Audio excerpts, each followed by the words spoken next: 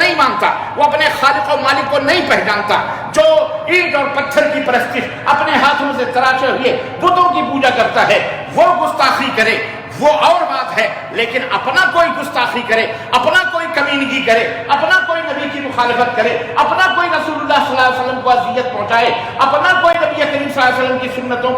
کو اہمیت نہ دے، آپ کے رتبے اور مقام کے مقابلے میں کسی اور کو امتی کو لا کر کے کھڑا کرے، چاہے وہ امتی ابو بکر صدیق ہو، چاہے وہ امتی عمر فاروق اعظم ہو، چاہے وہ امتی کوئی بھی ہو، بڑے سے بڑا ہو، نبی کا مقابلہ کوئی کر سکتا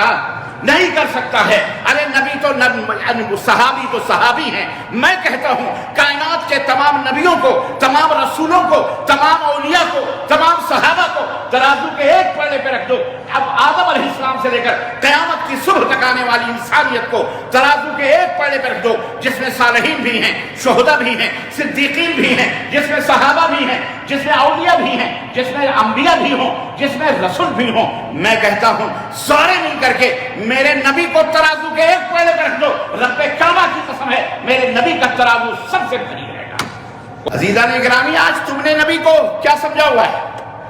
میں غیروں کی گستاخیوں کی بات کیا کروں؟ ذرا سی سنتوں پر تم لڑتے ہو، ہمارے امام نے یہ کہا، ہمارے مفتی نے یہ کہا، ہمارے حضرت نے یہ کہا، دور عمری ہوتا، دور فاروقی ہوتا، پھر تم ایسی حرکتیں کرتے، پھر دیکھتے کہ تمہارا کیا حشر ہوتا۔ اور وہی نہیں، عالم اسلام میں حضرت خلیفہ ہارون رشید بھی گزرے ہیں رحمت اللہ تعالی علیہ، انہی کا دربار ہوتا، انہی کے دربار میں بڑے بڑے علماء بیٹھے تھے، حضرت ابو معاویہ الضریر بھی تھے۔ ایک موقع پر کدو کی تعریف کی گئی، کدو جس کو ہم کدو گھیا بولتے ہیں، اس کی تعریف حدیث میں آئی کہ کان یتتبع رسول اللہ صلی اللہ علیہ وسلم، سالن کے پیالوں سے اللہ کے نبی کدو کو ڈھونڈ کر کے کھاتے تھے، پسند تھا کدو آپ صلی اللہ علیہ وسلم کو۔ کسی محدث نے حدیث بیان کی، اور ایک کوئی ایسے بے باک سا نوجوان اپنے آپ کو محدث کہنے والا دربار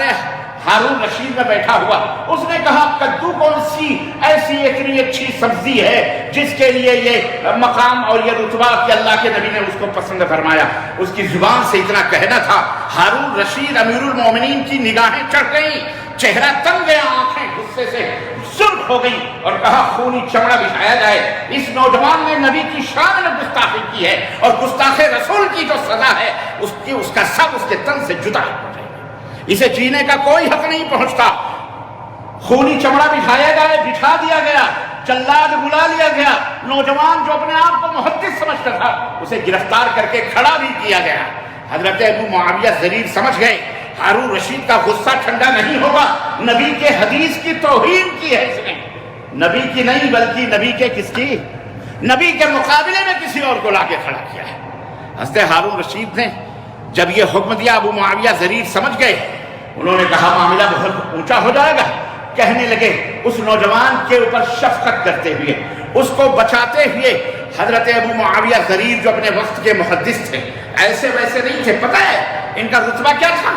حضرت ابو معاویہ الضریر رحمت اللہ علیہ کا رتبہ اور مقام کیا تھا پتہ ہے؟ ایک واقعہ میں بتا کے اپنی بات مکمل کروں گا۔ یہ وہ ذات مبارک محدثیت کی تھی، عبداللہ ابن مبارک کا دور تھا کہ وہاں جھوٹے حدیث کڑھنے والے، جیسے آج کل کے ہمارے ملکوں کے اندر جھوٹے جاہل مولوی داڑھیاں رکھ کر، پگڑیاں اور عمامے اور تسبیحیں لٹکا کر اپنے آپ کو علامۃ الدہر القاب و آداب لکھتے ہیں نا، اس زمانے میں بھی ایسے پیدا ہوئے تھے، جھوٹے حدیثیں جھوٹی گڑھ کر نبی صلی اللہ علیہ وسلم کی طرف منسوب کرتے تھے۔ ایک محدث اپنے وقت کا پکڑا گیا، اس کے اوپر الزام یہ ہوا ہارون رشید رحمت اللہ علیہ کے دربار میں کہ اس نے یہ حدیثیں گڑھتا ہے اور کہتا ہے رسول اللہ صلی اللہ علیہ وسلم نے فرمایا۔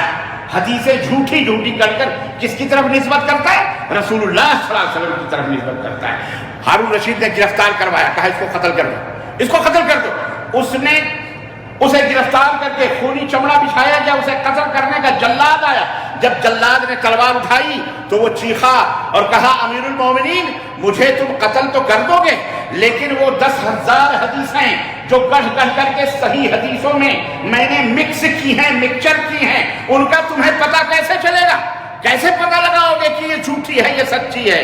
اللہ اکبر، صحیح بات کہی اس نے۔ حضرت ہارون رشید رحمۃ اللہ علیہ کا جواب سنو، امیر المومنین کا جواب سنو۔ امیر المومنین نے کہا اللہ اکبر، بدتمیز او بے غیرت احمق، تجھے نہیں پتا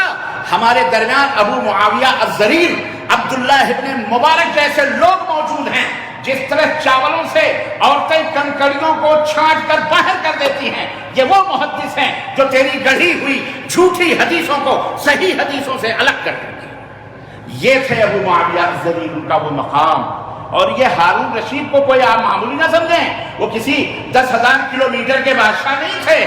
ہارون رشید رحمۃ اللہ علیہ کئی ہزار کلومیٹر، کئی ہزار مربع میل سلطنت اسلامیہ کے تنے تنہا بادشاہ اور اسلامی حکمران تھے۔ ایک دفعہ بغداد کے اندر، دارالسلطنت کے اندر بارش کا جیسے آپ اور ہم انتظار کرتے ہیں، ذرا بدلیاں آئیں تو امید بن جاتی ہے کہ اب بارش ہوگی، موسم ٹھنڈا ہو جائے گا، سب سرسبز و شاداب ہو جائیں گی پہاڑیاں، فصلوں کے اندر فائدہ ہوگا، ہم لوگ آرزو کرتے ہیں۔ بغداد کے اندر بھی بدلیاں آئیں اور بغداد کے لوگ بڑے خوش ہو گئے کہ اب بارش ہونے والی ہے، بارش ہوگی، لیکن بارش نہیں ہوئی، بدلیاں چھٹ گئیں، ادھر سے ادھر چلی گئیں۔ اللہ اکبر، ہارون رشید رحمۃ اللہ علیہ نے بھی دیکھا اور بدلیوں کو خطاب کرتے کہا، اے بدلیوں، اے بدلیوں، حیثما تمطرین، تم جہاں چاہو بارش برساؤ، جہاں کہیں برسنا ہے دنیا میں برسو، یاد رکھو وہاں کی زکوٰۃ اور وہاں کا ٹیکس بغداد کی دارالسلطنت میں پہنچے گا۔ یہ وہ سلطنت اسلامیہ تھی جس میں سورج ڈوبتا نہیں تھا، جیسے آج کہتے ہو نا برطانیہ کی سورج، زمانے میں سورج نہیں غروب ہوتا تھا، مطلب مشرق سے لے کے مغرب تک انہی کی حکمرانی تھی۔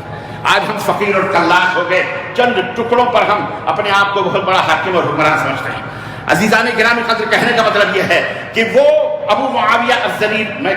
سنت کی اہمیت بتا رہا ہوں۔ آج ہم اور تم ٹوٹ پجیے لوگ، جن کو علم نہیں، شعور نہیں، استنجا اور کھانے کا سلیقہ نہیں، پیشاب پیخانہ کرنے کا، دھلنے کا طریقہ نہیں، آج حدیث کے مقابلے میں کس کس کو لا رہے ہو؟ نبی کے مقابلے میں اپنے اپنے مولویوں، مفتیوں، شرک اور کفر کے مقابلے میں شرک اور کفر کو تم نے اسلام سمجھا ہوا ہے اپنے مولویوں کے کہنے پر، ہم نے اسلام بتایا ہوا ہے مولویوں کے۔